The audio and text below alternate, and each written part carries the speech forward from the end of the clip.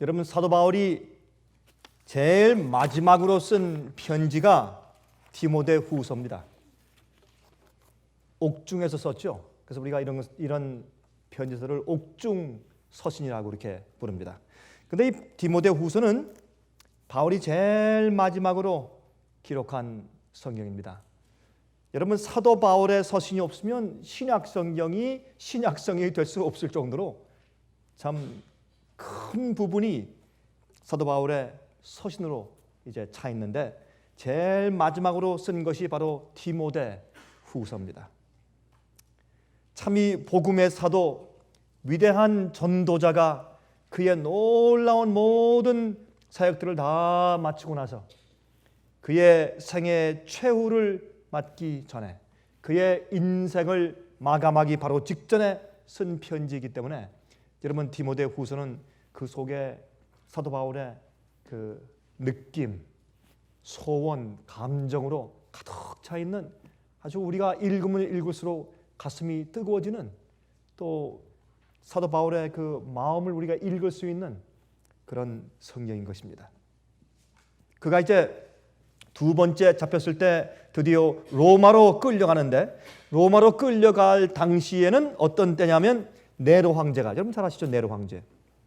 이 네로 황제가 이 로마시가 좀 낡았다고 해서 전부 불질러 없애버리고 새로운 건축물들을 들어놓기 위해서 불을 질렀어요.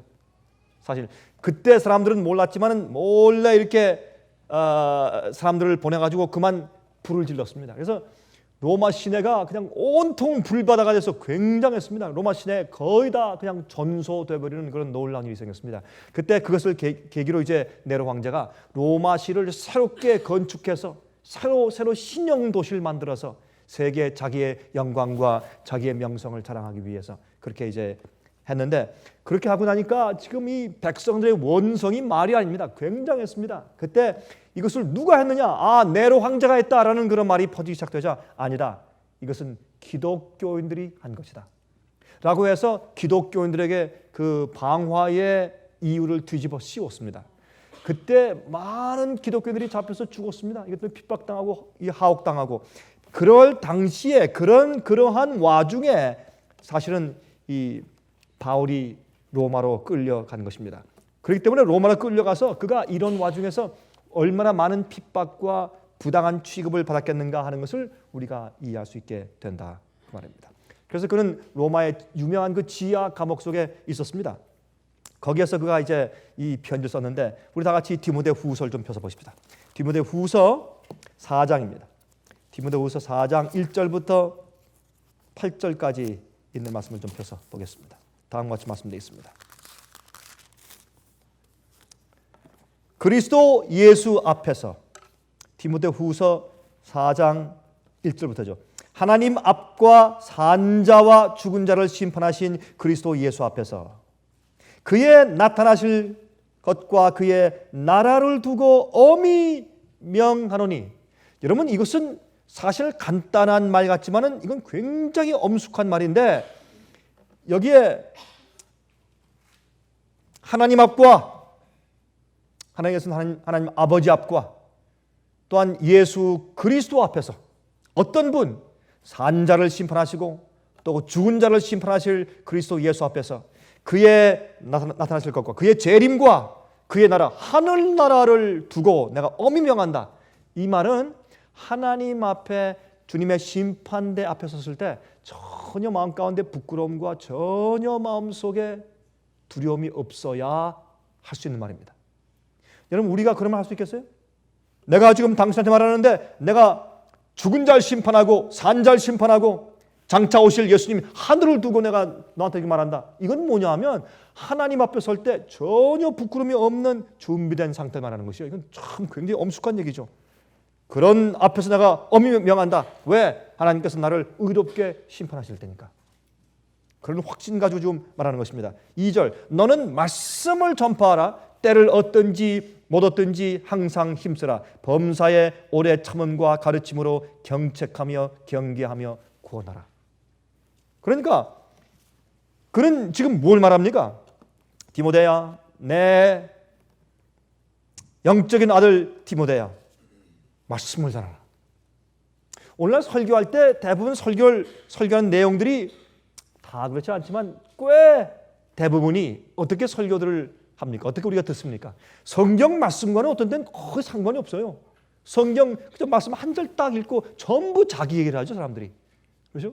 세상 돌아가는 얘기하고 신문 얘기하고 시사평 얘기하고 한국에 무슨 일이 생기면 그것도 잔뜩 얘기하고 어떤 이야기하고 감동적인 얘기를 하려고 애를 쓰고, 하나님의 말씀을 얘기하잖아요. 성경 말씀을 풀이해야죠. 성경 말씀을, 진리를 이해해야죠. 그래서 그는 어떻게 합니까? 말씀을 전파해라. 진리를 전파해라. 네 말을 하지 말아라. 너희의 논리를 말하지 말아라. 성경 말씀을 설명해 주어라. 그걸 강력히 말합니다. 그것을 할 때 어떻게 해요? 오래 참아야 돼요. 오래 참아야 돼요. 경책해야 돼요. 책망해야 돼요. 경고해야 돼요. 또 잘 구원해야 돼요. 이런 품성을 가지고 오래 참으면서 말씀을 전하라. 말씀은 인기 있는 것이 아니라 진리대로 전하면 그건 일반적인 인기가 없다. 그러므로 오래 참으라. 오래 참으라. 3절, 때가 이르리니 사람이 바른 교훈을 받지 아니하며 귀가 가려워서 자기의 사욕을 쫓을 스승을 많이 두고. 그렇죠? 사람들이 어떻게 해요? 귀가 가려워가지고 여기 가렸습니다. 여기 긁어주세요. 아니 거기 예 됐어요. 이렇게 하는 거예요. 아니 왼쪽이요. 조금 밑에 조금 위에. 여러분 우리 귀를 파줄 때 어떻게 합니까? 너무 깊이 들어가지 마. 아니 아프다. 그 됐어. 거기 시원해. 이거죠. 자기가 좋아하는 말을 해달라고 해요. 자기 생애를 불편하게 해주는 것들. 여러분 화면을 통해서 이 말씀 듣는 분들 한번 생각해 보세요. 여러분들이 다니는 교회에서 어떤 말씀을 듣길 좋아하십니까? 예? 조금 마음을 불편하게 해주는 그런 말씀을 듣기 원하잖아요. 그렇죠? 자기 귀를 긁어주는 것, 그런 것을 좋아해서 자기의 사욕을 쫓을 스승을 많이 두고, 그래서 인기 있는 목사를 불러오죠. 그렇죠? 인기 있는 목사가 팔려다녀요. 사람들에게 팔려다녀요. 인기에 팔려다녀요. 말씀을 전파하지 않기 때문에. 교회를 성장시켜 사람들을 많이 끌어모으고 교회에 와 있는 사람들을 어떻게 해요? 편하게 해주고 즐겁게 해주어서 교회를 키워야 돼요. 그 사람들을 경책하고 경고하고 구원하고 책망하고 진리만을 얘기하고 말씀에 타협하지 아니하고, 이런 것들은 여러분 참 어려운 것입니다. 그거는 웬만한 믿음과 확신이 없으면 그렇게 할 수가 없어요. 그렇게 하라고 말을 합니다. 앞으로 어떤 시대가 어떤 시기가 올 것을 이 바울이 알아요. 바울은 세 번째 하늘인 하늘에 올라가서 이해하지 못할 말을 들어서 천사의 말을 듣고 하늘에 올라가서 계시를 보고 하나님을 만난 사람이에요. 바울은. 그 바울이 앞으로 미래에 오는 놀라운 마지막 사건을 그가 몰랐을 리가 없습니다. 그래서 앞으로 이럴 때가 온다. 그러면 어떻게? 말씀, 진리, 성경 말씀만 전해라. 어떤 분들이 이제 저한테 만나서 그런 얘기를 합니다. 목사님, 저는 목사님 말씀을 매주 듣습니다. 인터넷을 통해서 듣고 아니면 오는 CD나 DVD를 받고 늘 듣는데 한 가지 제가 좀 느끼는 것이 있습니다. 무엇입니까? 목사님은 다른 말을 안 하고 성경만 말합니다. 그래서 뭐 잘못했습니까? 아니 근데 우리가 들을 때는 좀 재밌게 성경 말씀 하나 딱 읽고 재미있는 얘기 듣고 시사 얘기 듣고 엔터테인먼트를 많이 들었는데 처음에 목사님 말씀 들으니까 조금 너무 좀 어렵더라고요. 왜? 성경 말씀만 얘기하니까 약간 좀 익숙지 않은데 들으면 들을수록 이렇게 해야 되는구나. 그걸 다 이렇게 깨닫는다고 그런 간절한 사람들이 종종 있어요. 제가 만날 때 보면.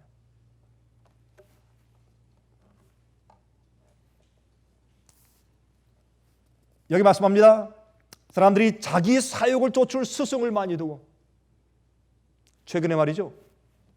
최근에 저기 텍사스 휴스턴에 있는 큰 미국 제일 큰 교회 3만 명 이상의 교인을 가지고 있는 레이크우드 처치, 거기 목사님과 인터뷰한 내용이 있습니다.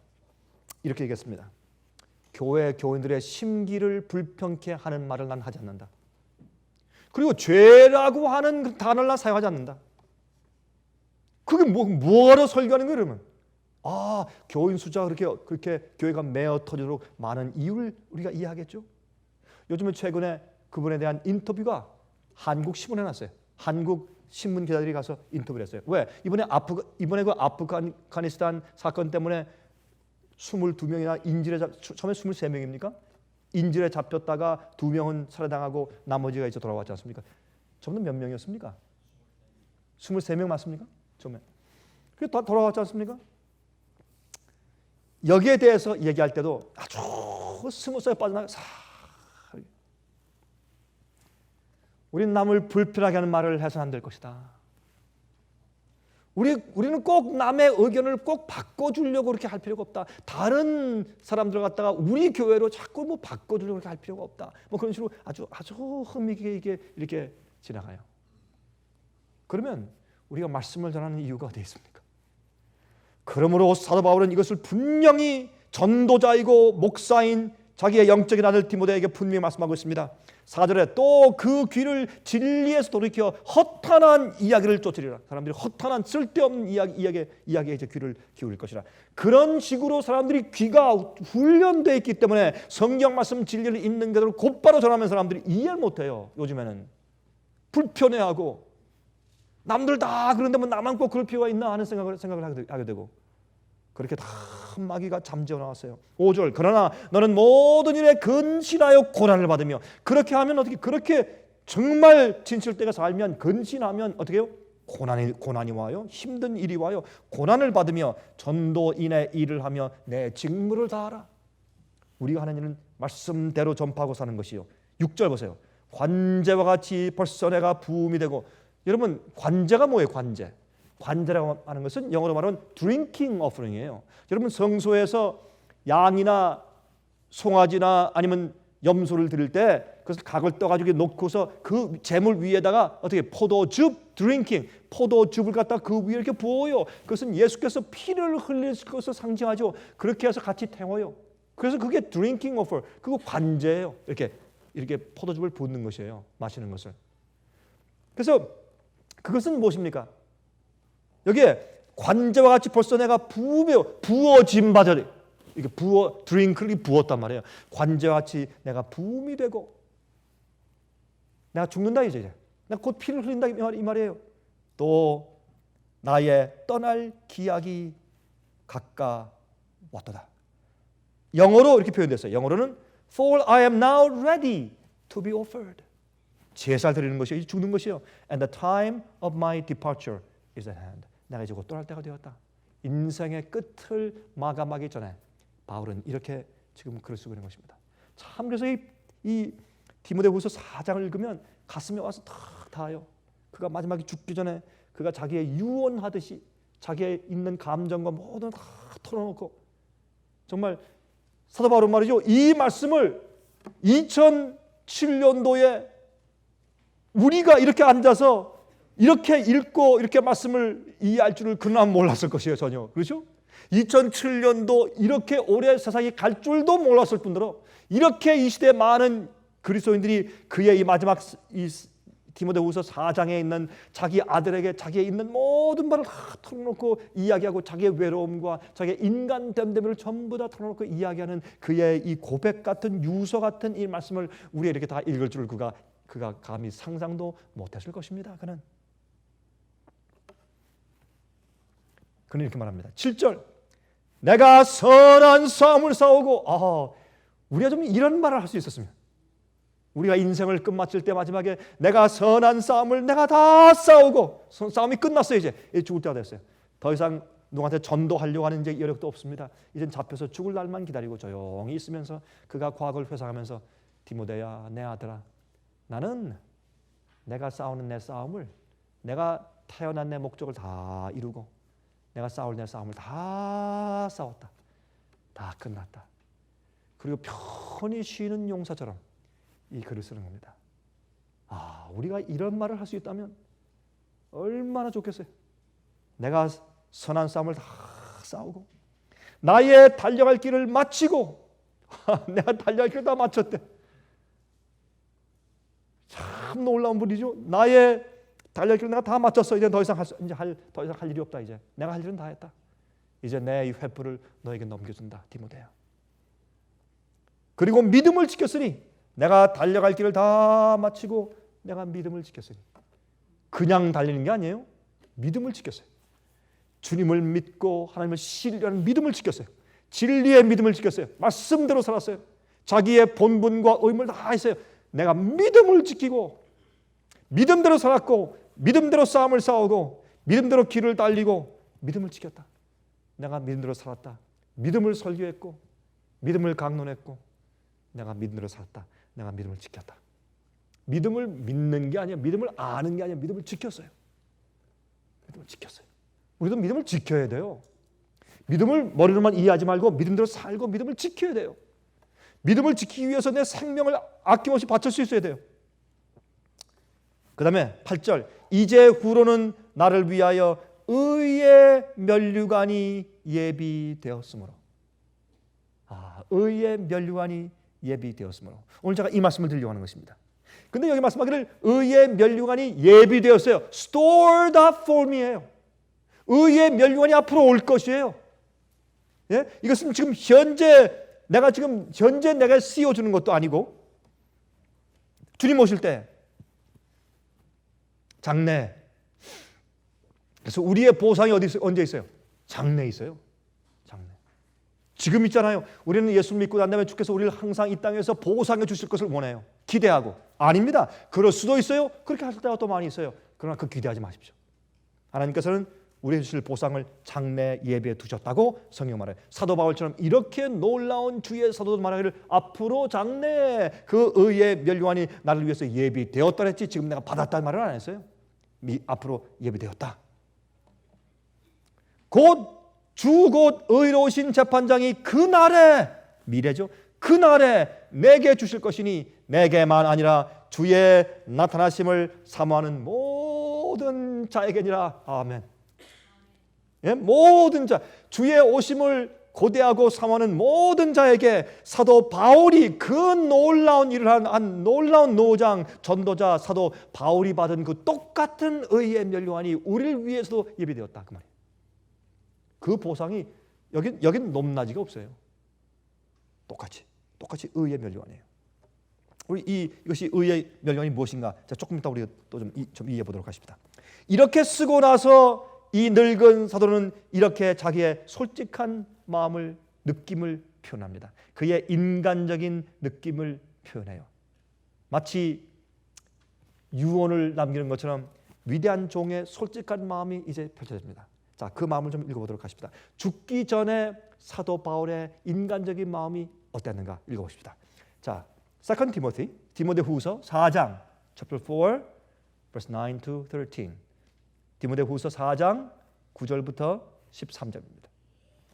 너는 어서 속히 내게로 와라. 왜요?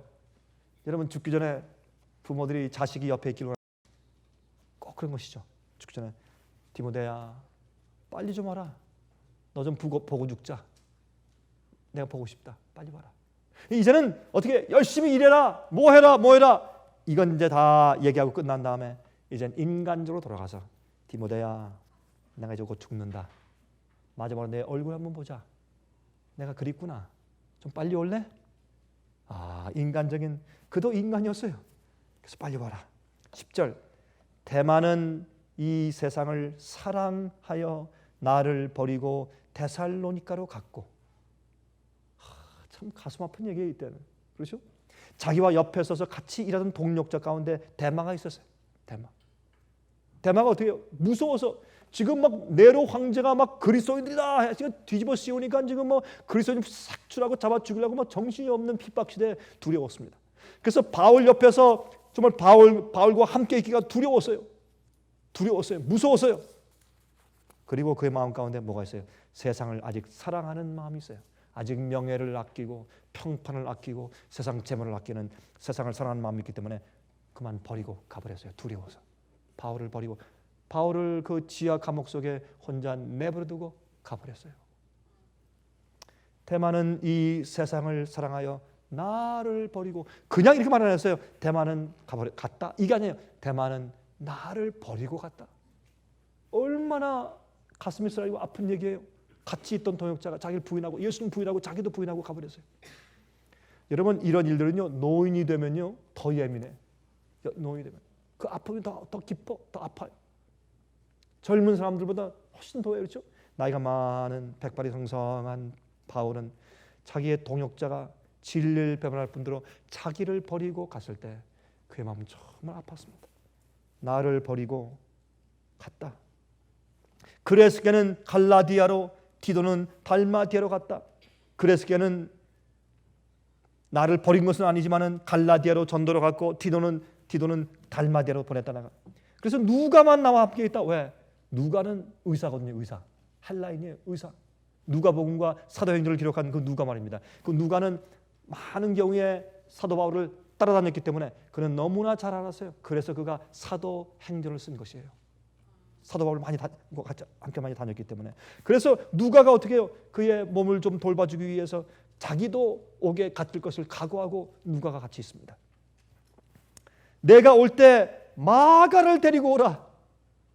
마가를 데리고 오라. 제가 이 부분은 말이죠, 우리 마음 가운데 참 감동을 주는 부분이죠. 여러분 사도행전을 보면 그 얘기가 나오죠. 바나바와 바울이 크게 한번 다투죠.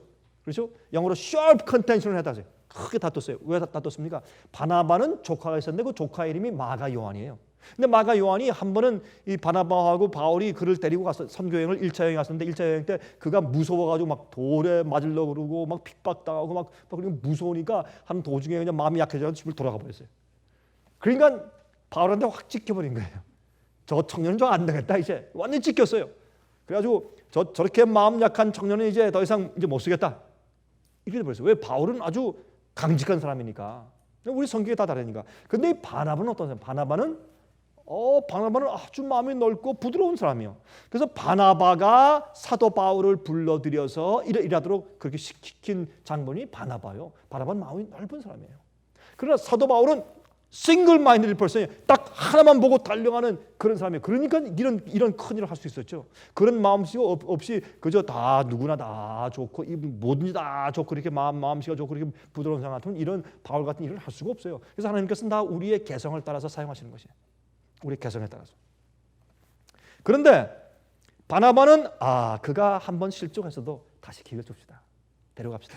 바울이 절대 안 됩니다. Over my dead body. 영어로 난 죽으면 죽었지 안 됩니다. 말이에요. 걔는 못 데려갑니다. 이렇게 된 거예요. 그래서 바나바와 바울이 한번 크게 다퉜습니다. 그래서 바울은 신라를 데리고 바나바는 마가 요한을 데리고 따로 두 팀이 돼서 이제 선교여행을 떠난 것을 우리가 사도행전에서 읽어요. 그랬는데 나중에 많이 보니까 어떻게 해요? 부드러운 바나바 밑에서 마가 요한이 크고 해서 나중엔 아주 훌륭한 주의 종으로 성장했어요. 그걸 알고 어떻게 해요? 내 선택이 내가 잘못되었었구나. 바나바 말이 옳았다. 그래서 마지막에 죽기 전에 어떻게 해요? 디모데야, 내가 올 때 할 수 있으면 마가 요한을 좀 데리고 와라. 내가 그의 얼굴도 보고 싶다. 이건 노인이 할 수 있는 얘기예요. 노인이 할 수 있는 얘기예요. 그런 얘기를 여기서 해요. 저가 나의 일에 유익하니라. 이제는 마가 요한의 그 유용성을, 그의 훌륭함을 사도 바울도 인정해요. 여러분 이 마가 요한이 누군지 아세요? 마가 복음을 기록한 사람이에요. 이 마가 요한은. 그래서 여러분 사복음 가운데 마태, 마가, 누가, 요한 복음 가운데 마가 복음이 제일 먼저 기록됐어요. 마가 복음이. 그 안에 있는 내용이나 그 글을 쓴 것이나 모르는 거 보면 마가 복음이 제일 먼저 기록된 것이에요. 근데 마가 복음에만 있고 다른 복음서에는 없는 말이 하나 있는데 마가복음 끝에 가면 말이죠. 이런 말이 나와요. 예수님이 겟세마네 동산에 잡혀가실 때, 그렇죠? 잡혀가실 때 있는 한 사건인데 그거는 마가복음에만 있어요. 왜? 마가복음, 마가 요한이 자기 자신에 대해서 쓴 글이기 때문에 마태복음이나 누가복음과 요한복음은 없어요. 마가복음에만 있어요. 이런 말이 있어요. 한 청년이 벗은 몸으로 배 혼이불을 이제 뒤집어 쓰고 예수를 따라가다가 내가 누구냐 하니까 벗은 몸으로 혼입을 이제 팽개치고 벗은 몸으로 도망하니라. 그게 누구였어요? 그게 마가 요한이었어요. 마가 요한. 그때 마가 요한은 젊은 사람이었어요. 예수님 돌아가실 때.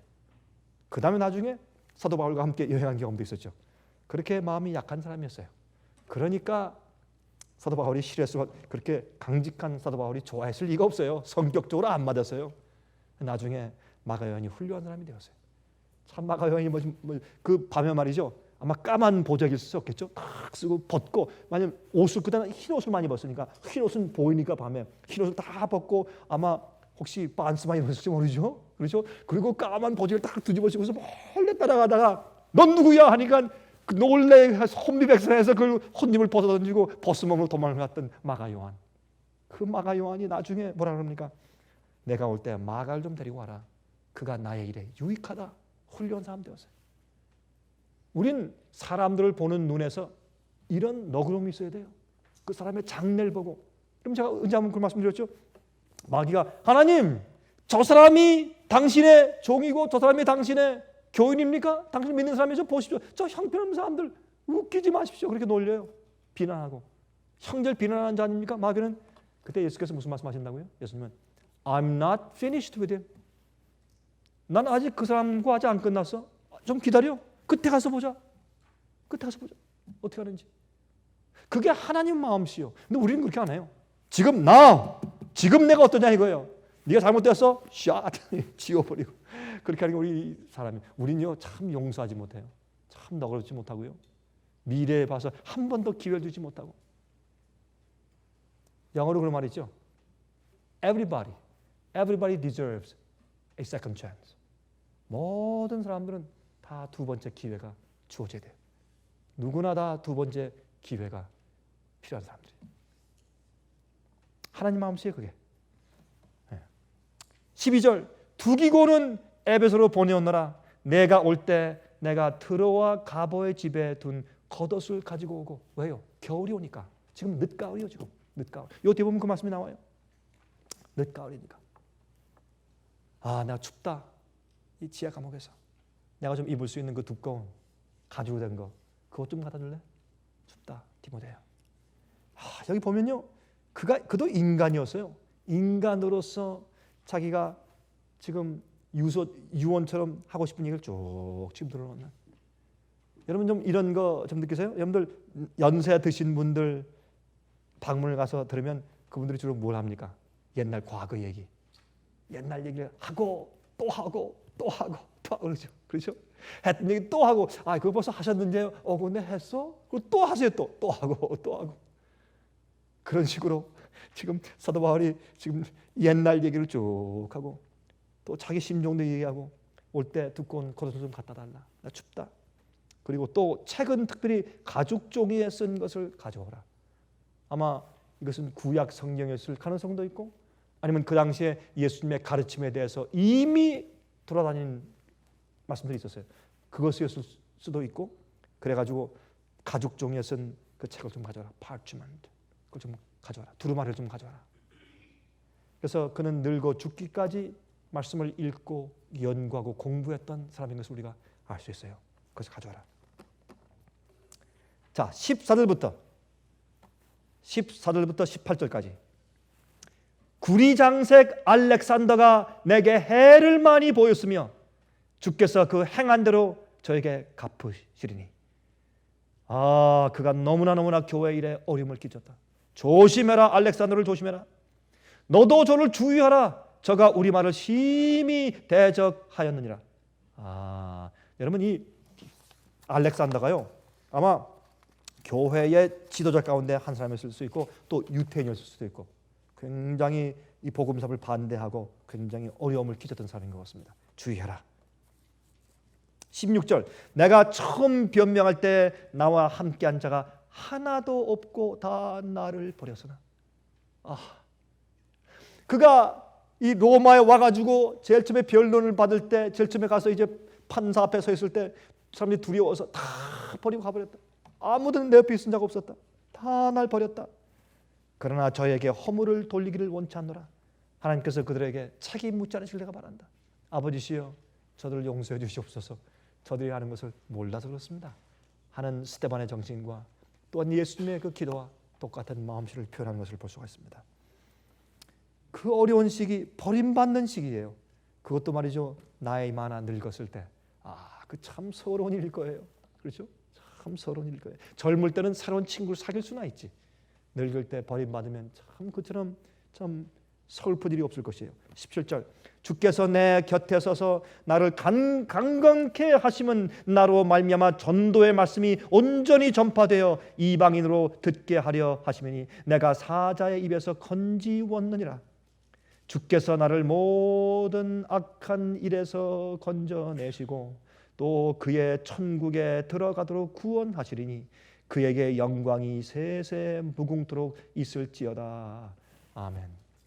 그가 어려운 가운데 처해 있지만 그러나 하나님께서 나를 항상 모든 악한 일에서 건져내신 분이시다라는 것을 간증하고 끝까지 천국까지 나를 인도하실 것이라는 것을 그의 믿음을 이렇게 간증하고 표현하는 것입니다. 바울은 그런 사람이었습니다. 그러면서도 동시에 그는 어떻게 해요? 자, 그렇다고 우리가 어떻게 해요? 주님을 다 신뢰한다고 해서 우리가 마음에 서럽지 않단 말입니까? 마음에 고통이 없단 말입니까? 슬프지 않단 말입니까? 외로움을 느끼지 않단 말입니까? 아닙니다. 우리가 주님을 신뢰하고 주님을 믿고 미래 장래 소망을 바라보고 믿음을 가지고 살아도 여전히 우리에게 뭐가 느껴져요? 남이 우리를 배신할 때 마음이 아프고 우리를 버릴 때 서럽고 어떤 때는 고통스럽고 그렇죠? 눈물도 나고 외롭고 그래서 어떤 때 주님께 혼자 흐느끼며 울고 그런 거예요 다.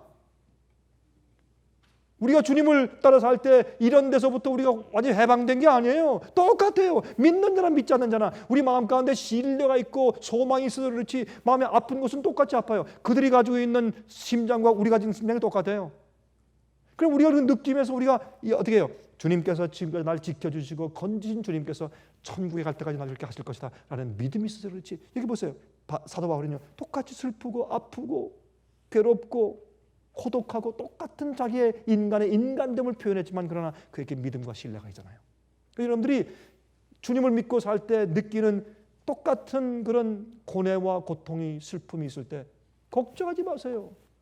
그건 인간적인 것이고 거기서부터 우리를 완전히 해방시켜 주신 건 아니에요. 우리가 이러한 육신, 죄된 육체를 가지고 사는 한 그것은 할 수 없고 당연한 것이에요. 당연히 그게 와요. 그러나 거기에 우리가 빠지거나 넘어지지 아니하죠. 그렇죠? 여러분이 은퇴한 목사님들 어떤 때는 그 은퇴한 목사님들 만나보면요 참 어떤 때는 측은해요. 누가 더 이상 알아봐 주거나 돌봐주는 자들 없이 지내는 사람들. 어떤 때 말이죠 이제 은퇴한 목사님들 가끔 만날 때 이렇게 만나서 이렇게 아유 목사님 편안하셨습니까? 이제 인사드리면서 보면 어떤 때 누구야? 강 목사군 이제 그럴 때 말이죠 이 눈을 보면 참 옛날엔 쩌렁쩌렁하고 아주 정정하고 말이죠. 말씀 잘하는 그분들이 어느 때 이렇게 눈을 보면 이 눈썹에 눈곱이 덕지덕지하고 보셨죠, 그렇죠? 눈곱이 노란 눈곱이 껴 있고 아 이분이 어떻게 이렇게 되셨는가?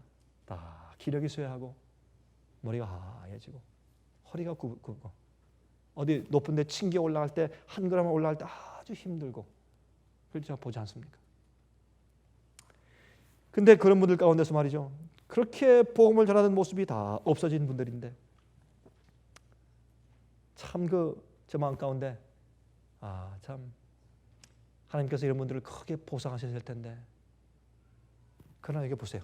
사도 바울 침례 요한은 왜 감옥에서 죽었나요? 그 놀랍고 훌륭한 선지자가 그건 하나님께서 모든 사람들에게 공평하게 대하기 위해서 주님을 따라 살면서도 이렇게 고통을 당할 수 있다. 그래야 나중에 옥에 갇혀서 죽는 사람들 핍박당하고 순교자들이 어떻게 볼 때 그들도 위안을 갖죠. 나도 이렇게 죽을 수가 있다. 왜? 침례요한도 이렇게 슬프게 죽었는데 왜 이렇게 죽었는데 목잘 당해 죽었는데 주님께서 그 당시 살아 계셨는데 주님께서 그를 감옥에서 구하지 않으셨는데 그럴 수 있단 말이에요.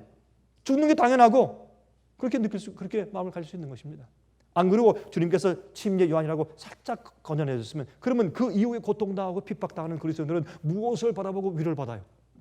그러므로 어떻게 바울도 이 놀라운 주의 위대한 전도자 주의 종 사도도 로마 감옥에 끌려가서 이런 마음의 고통과 그런 고독을 느끼면서 거기서 이제 억울하게 심판당해서 끌려나 목침을 당해 죽었어요. 목 잘려 죽었어요. 사도 바울은. 그래야 뭐예요? 우리들에게 용기가 되죠. 우리들에게. 어떤 때는 말이죠. 우리는 이런 생각을 해야 돼요. 주님께 축복을 받아야 됩니까? 받아야 돼요. 주님께서 보호하시고 은혜 주시고 축복을 하셔야 돼요. 그러나 이것을 기억해야 돼요. 우리가 우리 생에 오는 그 어려움과 슬픔과 고난들을 다른 사람과 다른 입장, 신뢰와 믿음을 가지고 다른 그런 태도를 가지고 우리가 승리해 나가는 모습을 보여주는 것이 그게 올바른 것이지 주님이 날 축복했다 많이 주셨다 저 봐라 저 사람은 주님 잘못이니까 사업이 저렇게 잘 되고 몇 백만 불을 벌였다 저렇게 좋은 집을 가지고 있다 좋은 차를 타고 있다 아이들이 인류대학 갔다 그게 무슨 자랑 그게 무슨 남들에게 큰 은혜가 돼요? 그렇다면 그렇게 안 된 사람들은 주님의 축복을 못 받았다는 뜻입니까? 그러면 교회에서 특별히 화면 통해서 이 말씀을 듣는 사람들 잘 들으세요. 여러분, 이 물질적으로 인간적으로 번영하고 축복받은 상태를 교회에서 이게 주님의 축복입니다. 여러분 잘 믿으면 이런 축복 받습니다. 복 받습니다. 이거 보십시오. 어떤 직장에 사업처에 가서 어떤 집에 가서 축복 기도해주고 이런 정신은 마귀의 정신이요. 이건 마귀의 정신이요. 그렇게 함으로 사람들의 마음 가운데 올바른 믿음과 올바른 그리스도인 삶이 무엇인지를 뒤틀어 놓는 결과를 만드는 것입니다. 어떤 분들에게 이런 얘기는 쇼킹한 얘기죠. 그런 사실입니다. 전부 이런 생각의 기초에서 생기는 것이 오늘날 현대교회 교회 성장이에요. 얼마나 이상해졌습니까, 여러분? 교회들이. 성경은 그렇지 않은데, 성경은 그렇게 말씀하고 있지 않은데, 여러분 그렇다면 이 사도 바울은 실패한 사람이고 예수님은 완전히 실패한 분입니까? 그렇지 않은 것입니다. 며칠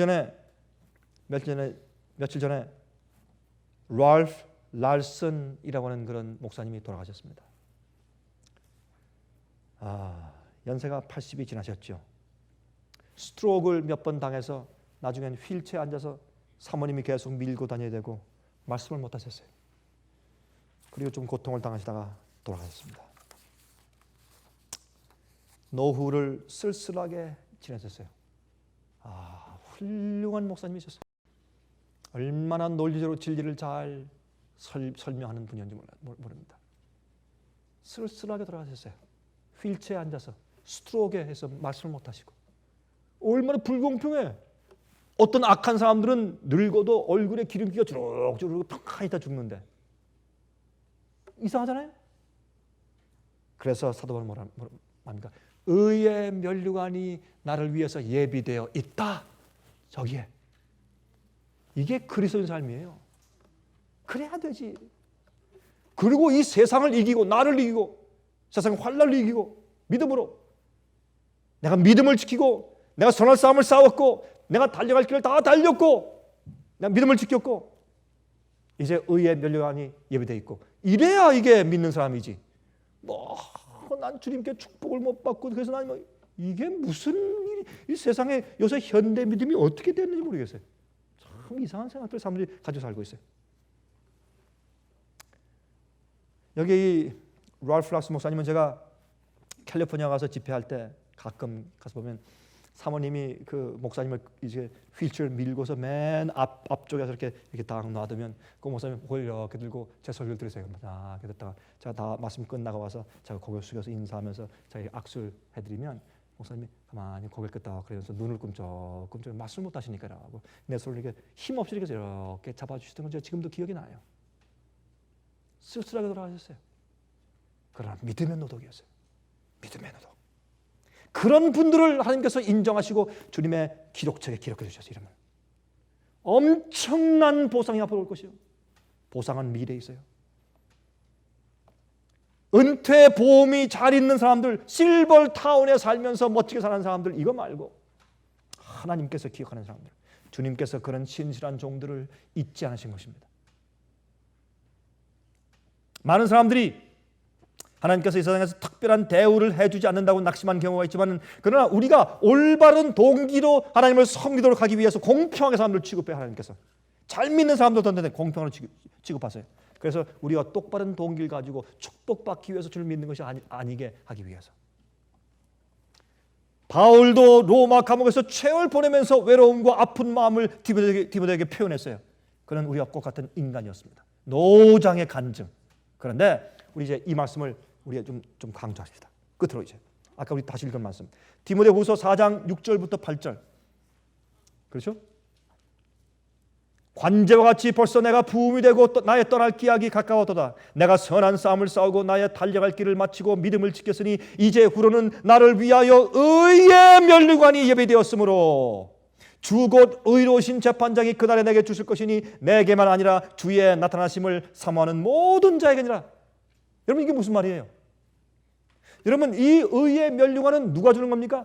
의로운 재판장이 주시는 것이요. 나를 정말 의로운가 의롭지 않은가, 악한가 의로운가를 다 심판하시고 다 조사하시고 기록책을 전부 다 훑으신 다음에 온 우주 앞에 그러므로 나의 종 사도 바울은 완전히 의롭지 맞느냐?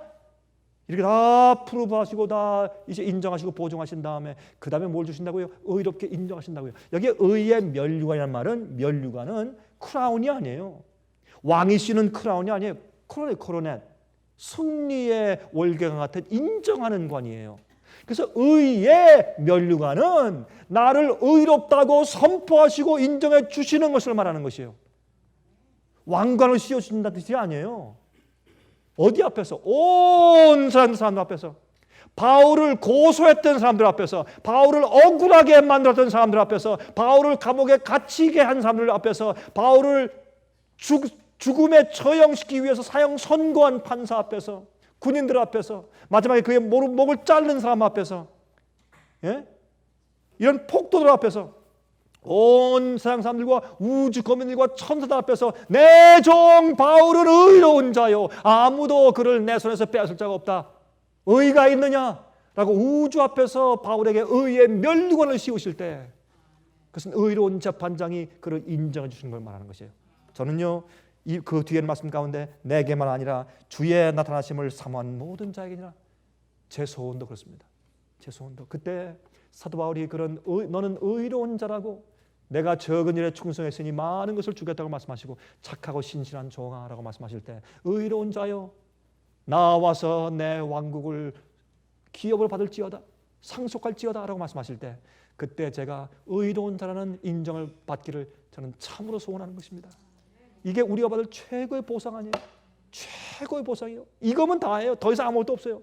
이 주님께서 의롭다라는 그런 인정만 해주시면 이 우주가 나의 것이요, 영원히 나의 것이요, 더 이상 아무도 들어올 것이 없어요. 이게 최고의, 우리 인간이 받을 수 있는 최고의 보상이요, 의의 면류관, 승리에 따른 면류관.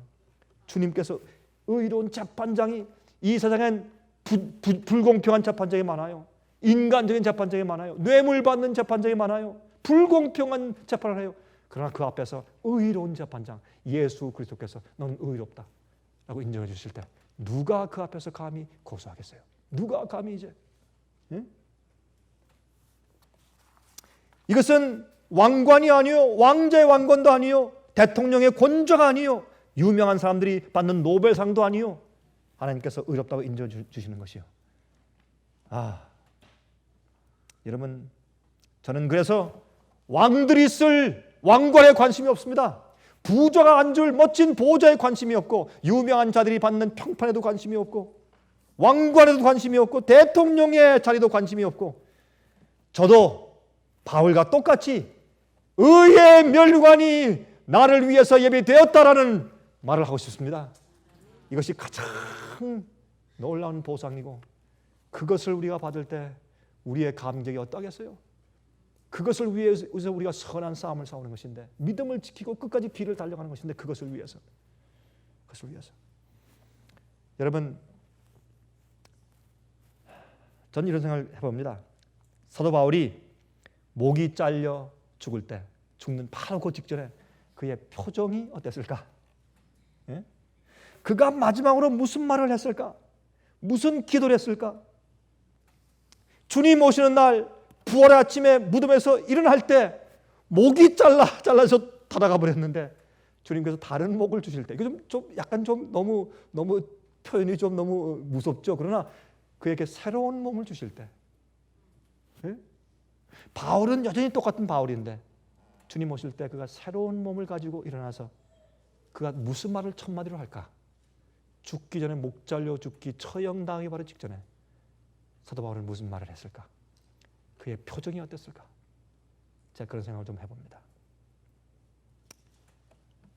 여러분, 주님 오실 때 인간들의 모든 칭찬들과 모든 업적들이 다 불타버릴 때, 왕좌가 불타고 여왕의 관이 불타고 모든 상들이 다 불타고 대통령의 집무실이 다 불탈 때, 인간의 부귀 영화가 얼마나 초라한지가 드러나는 날, 의로운 자들은 주님 앞에서 인정을 받게 될 것입니다. 그것이 의의 면류관입니다. 진리대로 살기에 핍박받던 자들, 하나님을 위해서 살고 그의 영광을 위해서 살기에 고난을 당했던 자들이 의롭다고 인정을 받을 것입니다. 그때 주님께서 의의 면류관 씌워주실 때 여러분 우리 꼭 그 자리에 함께 있도록 하십시다. 하늘에 계신 우리 아버지시여, 사도 바울처럼 의롭고 충실한 종들을 우리 모본으로 이 성경에 기록해 주심을 감사합니다. 그분이 말씀한 것처럼 우리도 의의 면류관 받기를 간절히 사모합니다. 주의 다시 오심을 사모하는 자들에게도 그에게 예비된 면류관을 주시겠다고 약속하신 주님이시여, 우리에게 그 똑같은 의의 인정이 예비되어 있도록 해 주시옵소서.